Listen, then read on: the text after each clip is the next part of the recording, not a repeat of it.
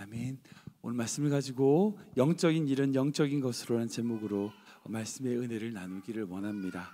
우리 계속해서 고린도전서 말씀으로 이제 토요일 새벽에 은혜를 나누고 있습니다. 사도 바울이 이 고린도 교회에 편지를 쓴 것은 그 고린도 교회가 가졌던 문제와 어려움, 그것들에 대하여 하나님의 뜻, 하나님의 마음을 전달하기 위해서입니다. 근데 그것을 인간적인 지혜나 인간적인 말로 하지 않고 오늘 본 말씀 보면 어떻게 했다고요? 하나님의 영으로, 하나님의 마음으로 전달했다라고 말씀하고 있는 것을 보게 됩니다. 지난주에는 그래서 그 성령을 통하여 하나님이 우리에게 보여주신 그 뜻, 그 깊은 것까지 통달하게 된다는 말씀을 통하여 세상의 지혜나 세상의 실력을 의지하는 것이 아니라 우리가 오직 어디를 의지해야 된다고요? 성령을 의지하는 마음을 가져야 된다는 것에 대하여 함께 말씀을 나눴습니다. 오늘 그 부분에 있어서 영적인 것은 영적인 것으로 분별해야 된다는 것에 대하여 말씀을 나누기를 원합니다. 여러분들 그런 얘기 들어보셨죠? 금수마도 못한 놈, 이런 드라마가 보면 그런 말 나오잖아요. 그런 말이 있습니다. 여기서 금수라는 것은요, 날짐승, 길짐승, 그러니까 하늘에 날아다니는 짐승, 땅에 걸어다니는 짐승을 뜻하는 것으로 사람이 짐승만 못하다는 거죠. 사람은 사람이어야 되는데 짐승만도 못하다는 겁니다. 사람이 마땅히 다른 사람의 마음을 알고 이해하고 측은지심을 가져야 되는데 그런 것이 없이 다른 사람의 고통이나 아픔 그런 것에 전혀 무감각해져서 자기만 아는 그런 것을 금수만도 못하다라고 흔히들 표현을 하죠. 근데 생각해 보세요. 사람의 마음을 사람의 마음으로 짐승이 알 수 있나요? 결코 알 수 없습니다. 알 길이 없죠. 이해 못하죠. 즉 사람과 짐승은 전혀 다른 차원에서 삽니다. 그래서 기본적인 사람의 마음을 가지지 못한 사람을 보면 그런 사람은 짐승의 길을 걸어가는 것, 그런 사람은 짐승과 같은 모습이다라고 우리는 표현하는 거죠. 그래서 그런 사람은 어떻게 해요? 안 보죠. 대면합니다. 피합니다. 그런데 이와 같은 차원으로 사람의 마음의 차원이 아닌 하나님의 마음의 차원이 있어야 하나님의 일을 알 수 있다는 거예요. 그러니까 그런 관점에 보면요, 이 세상에 똑같이 살아가는 사람인들지라도요, 그저 짐승의 수준이 아니라 그저 사람의 눈, 사람의 관점, 사람의 차원으로 사는 인생이 있는가 하면 그것을 넘어서 하나님의 눈, 하나님의 관점, 하나님의 차원으로 사는 사람들이 있다는 거예요. 그래서 사도 바울은 오늘 본문에 이렇게 이야기하고 있습니다. 17절 말씀 볼까요? 같이 읽겠습니다. 시작. 사람의 일을 사람의 속에 있는 영 외에 누가 알리요? 이와 같이 하나님의 일도 하나님의 영 외에는 아무도 알지 못하느니라. 아멘. 사도 바울이 이렇게 얘기한 거예요. 사람의 일은 사람이 아는 것처럼 하나님의 일, 하나님의 역사, 하나님의 모든 놀라운 일들, 그 모든 것들은 하나님의 영을 가지지 않으면 알 수가 없다는 거예요. 그래서 이 세상에 보면요, 세상에 속한 사람과 하나님께 속한 사람, 세상의 관점으로 보는 사람과 하나님의 관점으로 보는 사람, 이 두 가지로 나누어진다는 거예요. 하나님의 영이 없으면요, 인간이 아무리 하나님의 일을 알려고 해도 알 수가 없어요. 왜 그렇게 희생하는지, 왜 그렇게 양보하는지. 그러니까 솔직히 말해서 세상적으로 보면 토요일 새벽에 나와서 예배드리는 게 좀 미련해 보이지 않을까요? 왜 그러냐고. 그럴 것 같아요. 왜 십자가의 길을 걸어가는지 이 세상의 관점을 보면요, 이해를 못해요. 왜 그렇게 교회에다 헌금하냐고, 뭘 그렇게 돈이 많아서 하냐고. 아니죠. 세상의 눈으로 보면요, 그게 너무 미련해 보여요. 그런데 그렇지 않아요. 하나님의 눈으로 보면 그건 당연한 겁니다. 당연한 거예요. 하나님의 영, 하나님의 마음이 없기 때문에 세상은 우리를 조롱할 수도 있고요, 세상은 우리를 미련하다 말할 수 있어요. 어제 우리 성금요 예배 때 많은 분들이 오셔서 함께 성찬의 은혜를 나누고 함께 기도하는 시간을 가졌습니다. 우리가 예수 그리스도의 십자가를 묵상하고 우리를 위하여 지신 그 주님의 십자가를 깊이 묵상하는 시간을 가졌어요. 근데 그 십자가를 지신 그 고통을 당하심으로 우리 모든 인류를 구원하신 예수 그리스도의 사랑, 그 놀라운 은혜, 여러분 그건요, 이 세상 사람들 몰라요. 이해를 못해요. 이해할 수 없죠. 당연하죠. 죄의 삭스는 사망인데 모든 인간의 죽음으로 그 죄값을 치러야 되는데 예수 그리스도께서 우리를 위하여 대신 그 값을 치심으로 그 모든 은혜를 허락하셨어요. 우리는 그것을 은혜라고 부릅니다. 공짜가 아니죠. 누군가는 값을 치렀어요. 예수님이 치르신 겁니다. 근데 받은 우리는 뭐예요? 공짜예요. 그래서 은혜인 거예요. 근데 그 은혜는요, 하나님의 영, 하나님의 마음이 있는 자만이 누릴 수 있게 되는 거예요. 하나님의 영을 받아서 그 은혜를 깨닫는 사람은요, 그 십자가를 바라볼 때마다 감격하고 눈물이 나요. 감사할 수밖에 없죠. 많이 그럼 매번 그 마음의 격동이 없다 할지라도요, 그 십자가를 바라볼 때마다 그 십자가가 바로 내가 죽어야 될 십자가라는 것을 자각하게 됩니다. 왜요? 하나님의 영이 그에게 있기 때문이에요. 그에 반해 하나님의 영이 없으면요, 그 십자가는요, 아까 우리 이전 1장에서 말한 것처럼 미련한 것인 거죠. 은혜가 안 돼요. 여러분, 교회 다닌다고 해서 다 하나님의 영을 가진 자가 아닙니다. 매주 교회 나오고요, 직분도 받고 다른 사람들에게 인정을 받아도요, 십자가를 볼 때마다 그 은혜를 보지 못하는 사람들이 있어요. 그 이유는 한 가지입니다. 하나님의 영, 하나님의 마음이 없기 때문이에요. 저는 적어도 이 새벽에 나오시는 성도님들, 오늘 예배 드리시는 모든 분들이 하나님의 영이 여러분들 가운데 있기를 축원합니다. 하나님의 영을 통하여 이 세상을 그저 세상의 눈으로 바라보는 자가 아니라 그 십자가를 바라볼 때마다 내가 죽어야 될 십자가, 내가 달려야 될 십자가라고 하며 그 놀라운 은혜가 여러분들 삶 속에 늘 넘치시길 주님을 축원합니다. 그 사도 바울은요, 이렇게 고백합니다. 12절 말씀 볼까요? 같이 읽겠습니다. 시작. 사람의 일을 사람의 속에 있는 영 외에 누가 알리요. 12절 말씀입니다. 같이 읽겠습니다. 12절 말씀 읽겠습니다. 네, 제가 자막을 잘 준비 못한 것 같아요. 12절 앞에 있는 것 띄워주시겠어요? 네. 12절 가시겠습니다. 시작. 우리가 세상의 영을 받지 아니하고 오직 하나님으로부터 온 영을 받았으니 이는 우리로 하여금 하나님께서 우리에게 은혜로 주신 것들을 알게 하려 하심이라. 아멘. 여러분, 이게 얼마나 감사한지 몰라요. 얼마나 감사한지 몰라요. 세상의 영을 받지 않고 세상의 관점, 세상의 가치로 사는 것이 아니라 하나님의 영으로 받았어요. 왜요? 왜 그럴까요? 바로 하나님이 우리에게 이미 허락하신 그 놀라운 은혜들을 알게 하려 하심이라는 거예요. 여러분, 신앙생활을 잘 하시는 분하고 그렇지 않은 분 차이가 뭔지 아세요?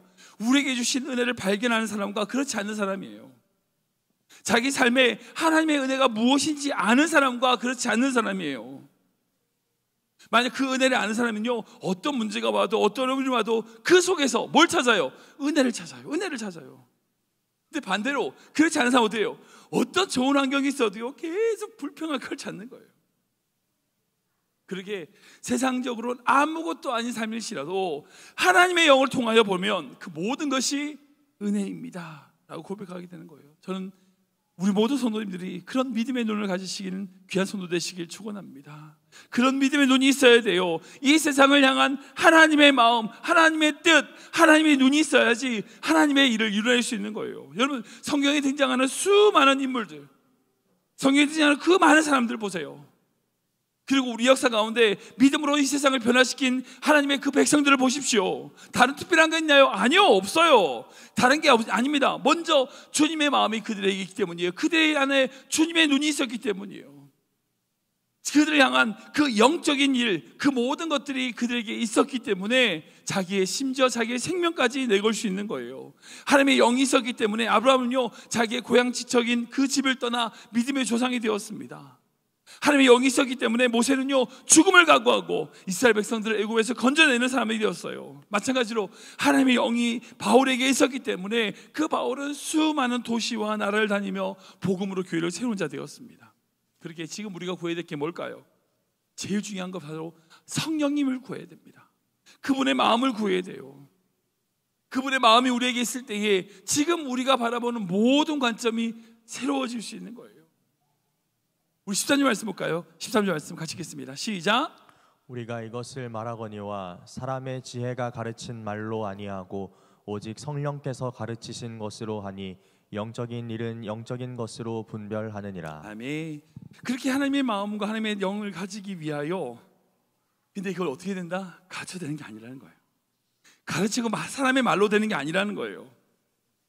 인간의 지혜나 인간의 말로 가르쳐서 되는 게 아니라는 거예요. 제가 이 부분에서 저 개인적으로 참 많이 도전이 됩니다. 왜냐하면 제가 이제 여러분들에게 그 하나님의 말씀을 전하고 가르치는 직분을 맡은 사람이기 때문입니다. 그러니까 무슨 말이냐? 제가 아무리 설교를 잘해도 어떤 탁월한 가르침을 가르친다고 하고 제가 명설교자가 돼가지고 명설교를 해도 그걸로 안 된다는 거예요. 저희 어떤 인간적인 뛰어난 말재주나 탁월한 말씀해서 그런 걸로 안 된다는 겁니다. 무엇이 필요할까요? 제가 먼저 성령 안에서 거듭나 그 성령에 전하는 말로 전해야 된다는 거예요. 이 저한테 참 도전이 돼요. 그래서 사도 바울은요 이렇게 얘기합니다. 6, 7, 7절 말씀 볼까요? 같이 읽겠습니다. 시작. 그러나 우리가 온전한 자들 중에서는 지혜를 말하노니 이는 이 세상의 지혜가 아니요 또 이 세상에서 없어질 통치자들의 지혜도 아니요 오직 은밀한 가운데 있는 하나님의 지혜를 말하는 것으로서 곧 감춰졌던 것인데 하나님이 우리의 영광을 위하여 만세전에 미리 정하신 것이라. 아멘. 무슨 말씀이냐? 하나님께서 나를 우리 모든 성도들에게 주시는 그 놀라운 지혜는 이미 만세전에 이미 예전에 예비하시고 준비하셨던 그 놀라운 비밀을 우리로 하여금 깨닫게 하시는 거예요. 이걸 어떻게 한다고요? 하나님의 영을 통하여 하게 되는 겁니다. 정말 제가 이 말씀 앞에 정말 기도합니다. 뭐냐? 제가 어떤 설교를 어떤 말을 증의하는가 그게 아니라는 거예요. 먼저 내가 감춰졌던 그 하나님의 영광을 누리는 자가 되어야 된다는 거예요. 제가 먼저 그것을 누릴 때에 그 누림을 통하여 우리 모든 성도님들이 같이 누리게 되는 거죠. 저는 그래서 제가 더 열심히 말씀 준비하고 더 말씀을 하나님의 영에 사로잡힌 목회자가 될 수 있도록 여러분들 꼭 기도해 주시길 바랍니다. 저만 그런가요? 여러분 마찬가지예요. 여러분 자녀들 양육할 때, 여러분 누군가의 복음을 전할 때 말재주로 말로 잘해보세요. 될까요?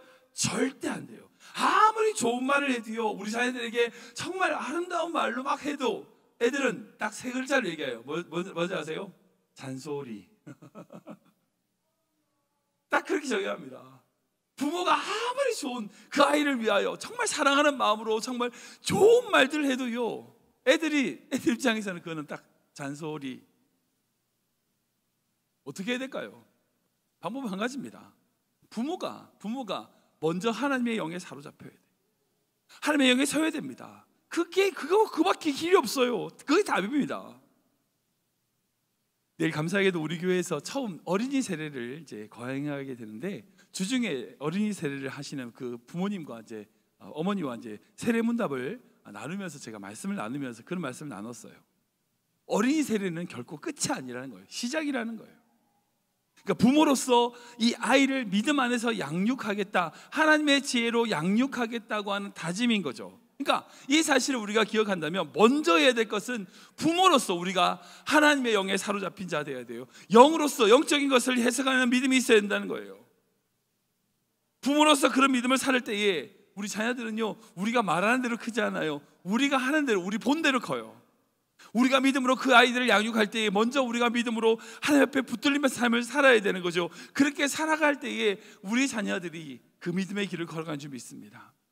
영적인 일은요 영적인 것으로 분별한다. 여러분 이 말씀 꼭 기억하십시오. 이건요 어떤 이단들이 자기들의 어떤 나쁜 행동을 정당화시킨 데 쓰는 말이 아니에요. 이건요 신비적이거나 초월적인 현상을 말씀하시는 게 아니에요. 지금 우리가 말씀 안에서 영적으로 살아갈 때에 우리의 영적인 것들이 다른 자들에게 영향을 주게 되고 하나님의 마음을 가질 때에 그들에게 하나님의 마음을 전할 수 있는 거죠.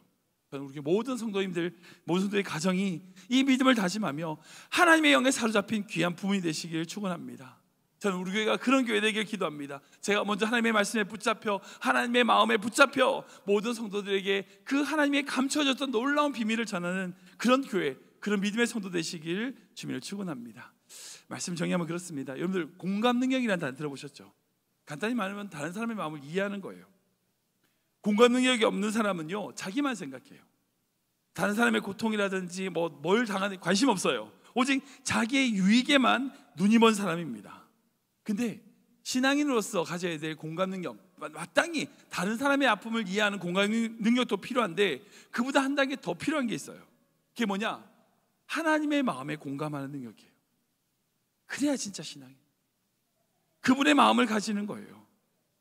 가정이라든지 교회에 문제가 있다. 여러분 그 잘 보시면 그 이유는 한 가지예요.